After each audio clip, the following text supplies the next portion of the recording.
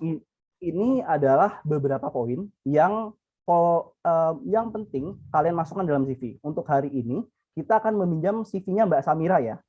Nah, ada 7 poin penting yang harus kalian masukkan. Pertama adalah detail dari kontak kalian, foto kalian, ringkasan profil, riwayat pendidikan, pengalaman kerja, keahlian, dan sertifikat pelatihan.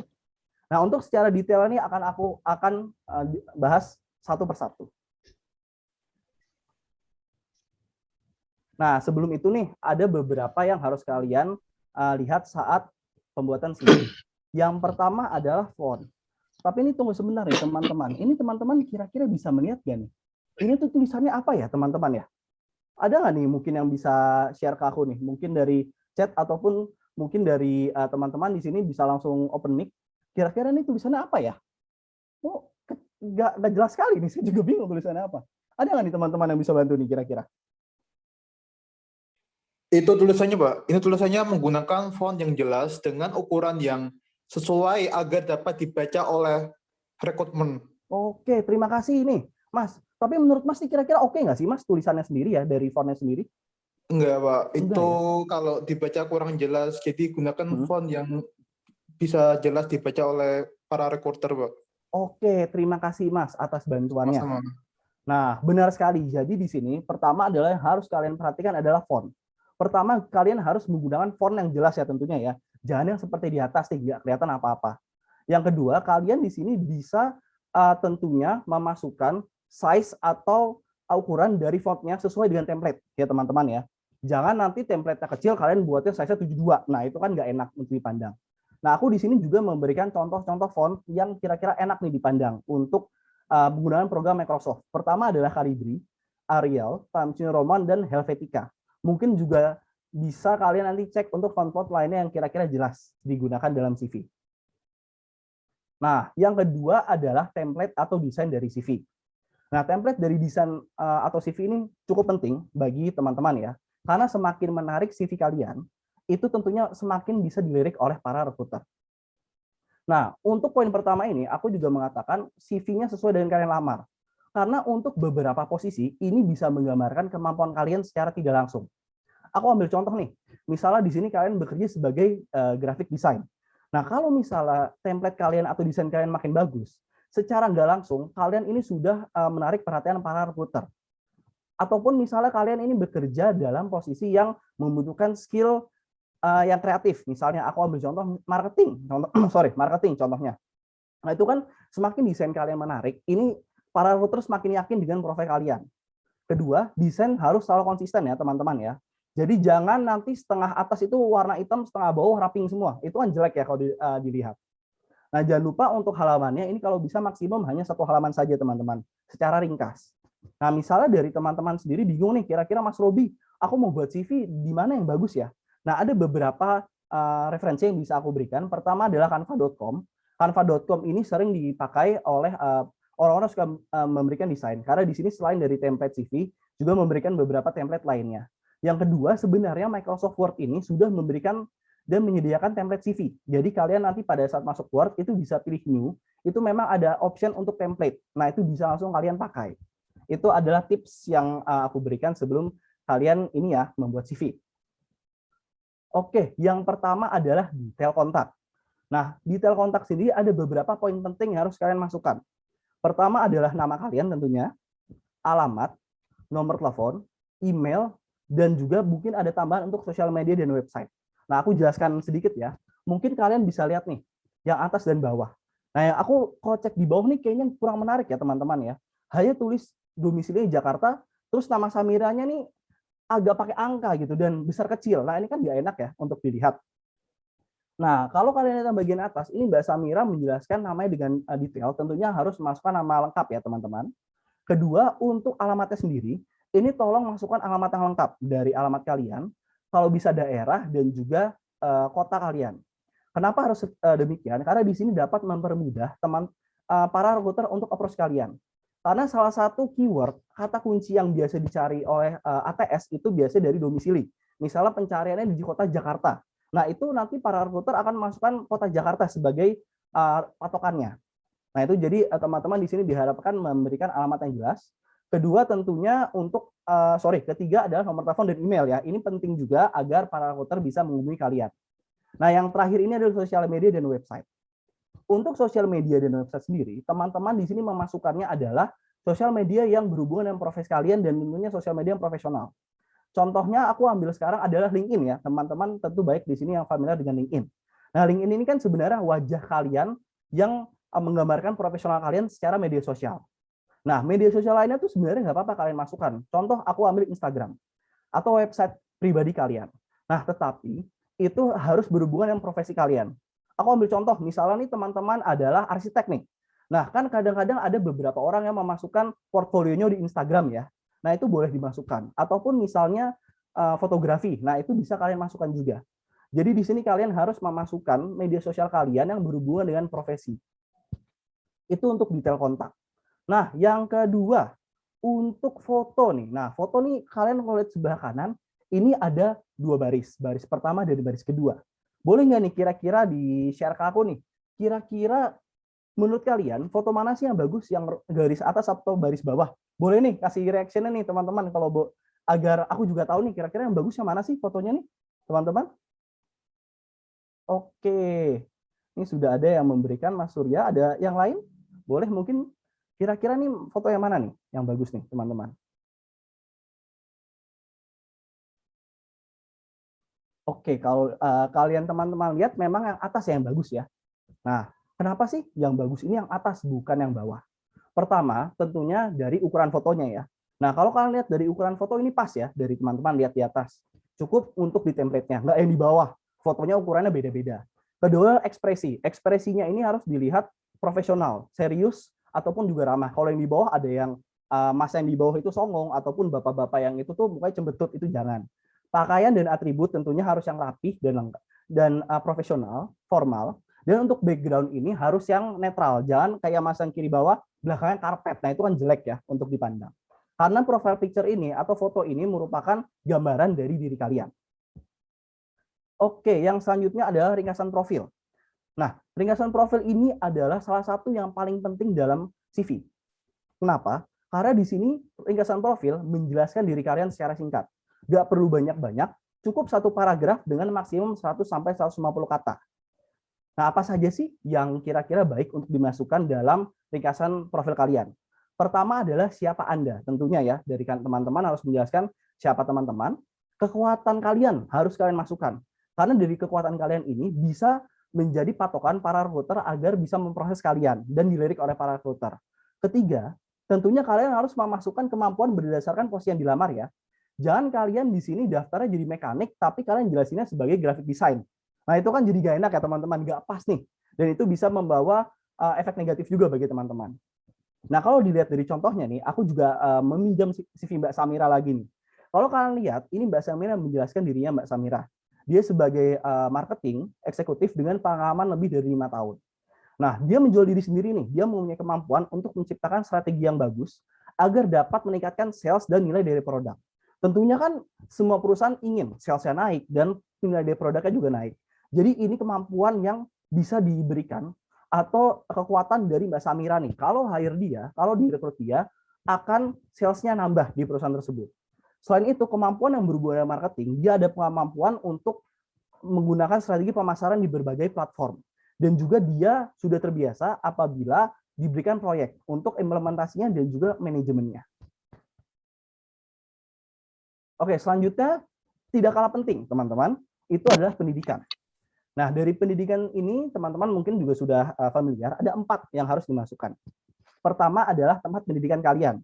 Dari misalnya kampus kalian, universitas, ataupun misalnya teman-teman yang masih SMA, SMK, itu bisa dimasukkan. Gelar pendidikan, tahun kelulusan, dan juga IPK. Nah, untuk yang paling penting ini biasanya teman-teman ya harus ada adalah tentunya yang paling detail dan harus pas dari gelar pendidikan dan IPK. Kenapa? Karena para recruiter, yang apalagi para recruiter yang menggunakan ATS ya, itu biasanya langsung memakai kata kuncinya atau keyword. Misalnya aku ambil contoh dari Mbak Samira. Di sini kan mungkin teman-teman lihat dari untuk ringkasannya Mbak Samira kan marketing ya. Nah, di sini dia menjelaskan S2 jurusan marketing, S1 jurusan marketing manajemen. Nah, dari recruiter sendiri, apabila mencari posisi marketing, langsung menggunakan kata kunci marketing, teman-teman. Jadi di sini untuk gelar pendidikan kalian harus jelas dan tepat. Nah, selanjutnya untuk IPK ya, karena di sini masih banyak juga perusahaan-perusahaan yang ada minimum IPK. Di sini teman-teman bisa masukkan IPK teman-teman. Karena nanti ini bisa jadi salah satu filtering dari recruiter. Karena biasanya mungkin recruiter dapat 100 CV nih. Gak mungkin kan IPK dicek satu-satu. Nah, di sini nanti akan ditarik data banyak, nanti akan difilter langsung oleh mereka teman-teman. Jadi gelar pendidikan IPK juga harus jelas ya untuk CV kalian. Nah, selanjutnya ini adalah mungkin yang paling dilihat adalah untuk pengalaman kerja. Nah, untuk pengalaman kerja di sendiri, mungkin dari teman-teman, terutama mungkin teman-teman masih berkuliah atau fresh grade, bingung nih kira-kira pengalaman kerja apa sih yang dimasukkan. Nah, di sini aku akan bantu dari teman-teman. Pertama adalah pengalaman kerja profesional. Di sini termasuk apabila teman-teman mempunyai bisnis sendiri ya, mungkin teman-teman punya restoran, ataupun mungkin teman-teman punya bisnis-bisnis online, itu tidak apa-apa dimasukkan di CV. Kedua adalah pengalaman magang kalian, itu juga bisa dimasukkan. Ketiga adalah pengalaman freelance. Nah, ini kan ada beberapa pekerjaan nih. Misalnya teman-teman di sini ada yang bekerja di graphic design, ataupun mungkin teman-teman ada yang bekerja di sini sebagai fotografer. Itu kan kadang-kadang pekerjaannya tidak full time atau freelance. Itu nggak apa-apa teman-teman masukkan. Nah, mungkin untuk teman-teman di sini terutama yang fresh grade ya, belum ada pengalaman magang, di sini teman-teman bisa masukkan pengalaman organisasi. Tapi mungkin nanti judulnya diganti jadi pengalaman organisasi seperti itu. Nah, biasanya apa saja sih konten yang dimasukkan nih, teman-teman?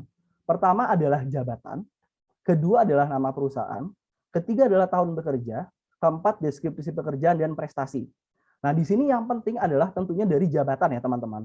Kalian di sini harus menjelaskan secara detail jabatan yang kalian gunakan di perusahaan sebelumnya. Tentunya untuk nama perusahaan itu juga penting karena agar para recruiter mengetahui kalian bekerja di perusahaan mana. Nah, tahun bekerja juga penting ya. Tahun bekerja ini itu bisa dimasukkan durasinya. Jadi misalnya dari Maret 2018 sampai April 2021 misalnya seperti itu. Karena agar para recruiter bisa mengetahui durasi kerja kalian. Nah, deskripsi pekerjaan ini adalah hal yang harus dimasukkan. Kenapa? Ini bisa mendeskripsikan pekerjaan apa sih yang kalian lakukan di pekerjaan kalian sebelumnya ataupun yang sedang kalian kerjakan sekarang. Biasanya ini tidak dibuat secara panjang, dibuatnya per poin, dan tentunya kalian harus masukkan keyword atau kata kuncinya ya teman-teman. Oke, untuk prestasi ini juga bisa kalian masukkan apabila kalian ada prestasi yang menurut kalian bisa kalian banggakan di perusahaan tersebut. Nah, aku di sini ada dua contoh teman-teman nih, yang contoh yang nomor 1 dan contoh yang nomor 2. Nah, kira-kira ini menurut teman-teman bagusan 1 apa 2 nih? Mungkin bisa tulis di kolom chat nih. Kalau misalnya 1 boleh tulis 1, kalau 2 bisa tulis 2 nih. Boleh nih teman-teman, ditaruh di kolom chat. Kira-kira nomor 1 apa nomor 2? Oke nih, nomor 2 nih. Wah, banyak banget nih. Nomor 2. Oke, terima kasih Mbak Red, Bu Retno, Mbak Gabriela, Mas Iqbal. Oke teman-teman, terima kasih nih teman-teman atas responnya. Berarti teman-teman benar-benar pengen tahu nih ya, seperti apa job desk yang bagus. Mungkin aku akan share sedikit mengenai nomor 1 ya. Nah, sebenarnya nomor 1 ini ada format yang benar nih. Tapi kok kelihatannya nggak enak. Kenapa? Karena yang di atas di strategi ini nggak ditulis job desk-nya. Nah, yang kedua, ini kan nggak enak ya teman-teman kalau dilihat. Kok bentukannya paragraf. Jadi orangnya harus ngebaca dulu nih. Dan dia di sini pun juga bercerita teman-teman. Nah, itu jadi kurang enak untuk dipandang. Nah, yang enak ini ada nomor 2. Aku akan dijelaskan secara detail. Untuk teman-teman kalau lihat yang di atas, ini sudah jelas dari posisinya, perusahaan, dan juga durasinya. Tentunya untuk job desk ini dibuat ringkas dan juga per poin. Nah, kalau kalian teman-teman lihat, ini Mbak Samira ini memasukkan keywordnya dari pekerjaannya. Contoh, aku ambil dari marketing eksekutif, dia ada keyword digital marketing nih, teman-teman. Itu kan menggambarkan pekerjaan dia kalau memang kuatnya digital marketing. Di sini juga bisa dimasukkan di social media manager nih. Kalau dia handle social media. Dan juga ada keterangan lebih kalau dia juga menganalisa data dan juga mengumpulkan data untuk produknya, untuk pengembangan produk. Nah, untuk yang paling bawah tentu masih dimasukkan untuk digital marketing. Nah, dari prestasi pun di sini Mbak Samira memasukkan keyword dari prestasinya, yaitu adalah traffic website. Nah, jadi misalnya ada beberapa recruiter atau perusahaan yang mencari marketing eksekutif nih, tapi pengennya mencari yang ada pengalaman di traffic website. Nah, ini kan bisa menjadi daya tarik Mbak Samira ya, kalau dia berhasil meningkatkan traffic website sebesar 150%. Jadi ini adalah beberapa kunci-kunci yang teman-teman. Ingat, keyword itu sangat penting di job desk dan juga di prestasi. Untuk selanjutnya, aku mau menjelaskan di bagian keahlian atau skill. Ini mungkin untuk beberapa orang, dari kasus yang aku hadapi, kadang-kadang nggak memasukkan keahlian ataupun skill. Padahal ini merupakan salah satu yang paling penting dalam CV. Karena secara tidak langsung ini bisa menggambarkan diri kalian. Karena ini tentunya adalah skill khusus yang kalian punya ya teman-teman ya. Jadi ada beberapa biasanya yang dimasukkan di dalam keahlian. Pertama adalah bahasa. Nah, bahasa ini kenapa penting sekarang? Karena kalau kalian lihat ya, banyak beberapa perusahaan yang tidak hanya dari perusahaan lokal saja, perusahaan multinasional, di mana penggunaan bahasa asing itu sangatlah penting. Aku ambil contoh, misalnya ada bahasa Indonesia, bahasa Inggris, dan juga mungkin bahasa Mandarin. Nah, apabila teman-teman nih bisa menguasai bahasa tersebut, ini bisa kalian tuliskan. Dan juga jangan lupa menuliskan seberapa fasih kalian menggunakan bahasa tersebut. Misalnya aku ambil contoh, ada perusahaan FMCG yang multinasional. Dia mencari accounting bahasa Mandarin nih teman-teman.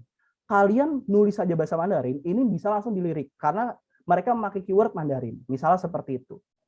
Nah, selanjutnya ada keahlian teknis dan juga kalian yang berhubungan dengan pekerjaan. Ada beberapa pekerjaan yang menggunakan software-software yang khusus. Aku langsung ke contohnya aja, misalnya di sebelah kanan nih, kalian bisa lihat yang kiri atas. Ini masih berhubungan dengan CV Mbak Samira. Di sini Mbak Samira memasukkan kalau dia ini bisa memakai sosial media. Ini adalah keyword pertama. Nah, di sini bagusnya adalah Mbak Samira breakdown atau menjelaskan sosial media apa yang biasa dipakai.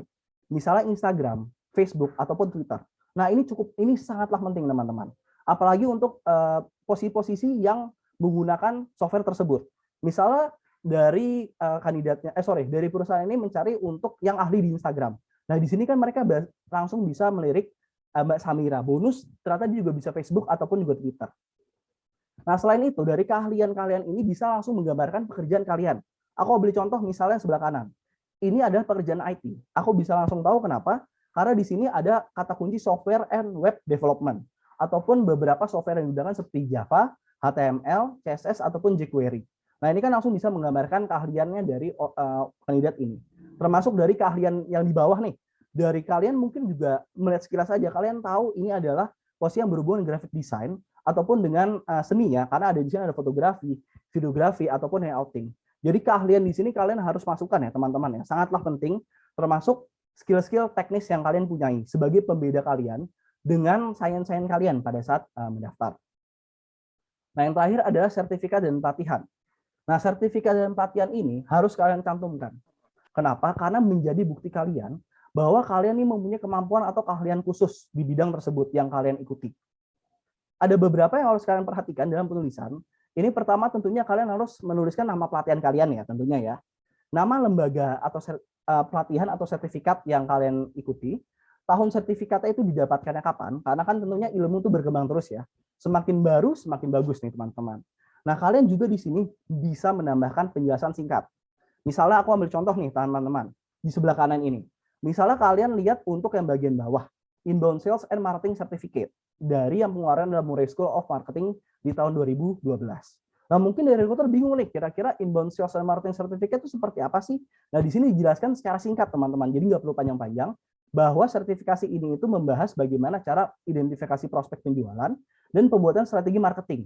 Nah, ini kan sudah menjadi kelebihan langsung ya, teman-teman, bahwa kalian ini ahli dalam pembuatan strategi marketing dan juga penjualan. Ataupun di sini untuk sertifikasi content and email marketing certificate. Nah, ini bisa menjadi nilai lebih nih. Ataupun misalnya teman-teman ada misalnya di sini para manajer nih misalnya atau supervisor ada pelatihan untuk leadership. Nah, ini kan membuktikan kalau kalian memang ada pelatihan khusus bagaimana cara kalian leadership yang baik. Untuk pembedanya pun ada beberapa posisi yang memang kalau punya sertifikat atau pelatihan itu bisa berbeda. Contoh misalnya teman-teman di sini kalau teman-teman misalnya alhamdulillah dengan brevet teman-teman. Nah, ini kan brevet bisa sebagai pembeda nih kalau dia memang sudah ada sudah ada lisensinya. Ataupun misal teman-teman yang di sini lawyer ada pradi dari pradi langsung.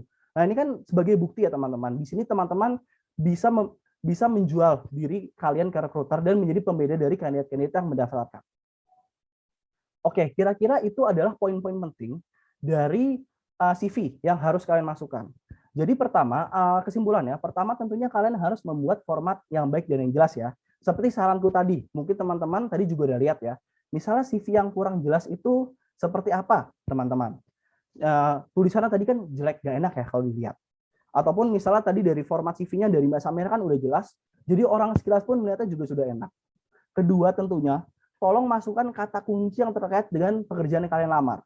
Jadi di sini misalnya kalian lamar sebagai marketing, kalian bisa nih lihat kan biasanya sudah ada job desk atau job track-nya ya teman-teman.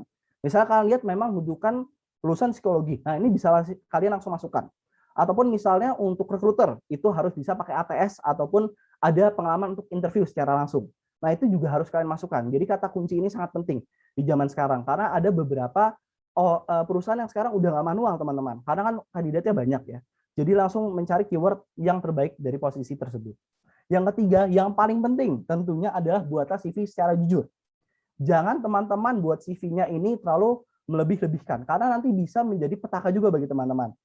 Misalnya kalian tulisnya di sini Mandarinnya fasih.